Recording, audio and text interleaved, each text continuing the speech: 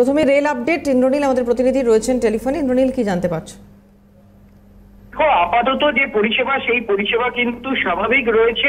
দক্ষিণ পূর্ব রেল এবং পূর্ব রেলের যে পরিষেবা, সেই পরিষেবা এবং সকাল থেকে যে লোকাল ট্রেন পরিষেবা স্বাভাবিক, এবং দূরপাল্লার ট্রেন, সেই দূরপাল্লার ট্রেনে কিছুটা রদবদল হলেও এখনো পর্যন্ত সেই পরিষেবা স্বাভাবিক রেখেই চলছে। এমনটাই কিন্তু পূর্ব রেল এবং দক্ষিণ পূর্ব রেল সূত্রে।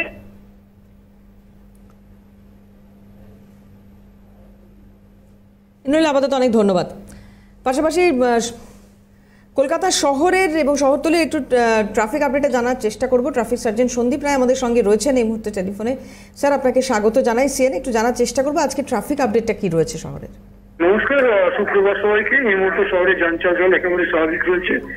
আজকে উল্লেখযোগ্য মিটিং মিছিল বলতে বেলা 12টার সময় একটি procession Sealdah railway station complex থেকে বেরিয়ে ওলালাম ব্যানার্জি হয়ে ওয়াই চ্যানেল হবে। 150 থেকে 200 মতন স্ট্রেন্থ হবে। এছাড়া সন্ধ্যেবেলা যুবভারতী ক্রীড়াঙ্গনে খেলাও রয়েছে। আর আজকে সেকেন্ড হুগলি ব্রিজ ক্লোজার রয়েছে রাত্রির 1টা থেকে ভোর 3টে অবধি।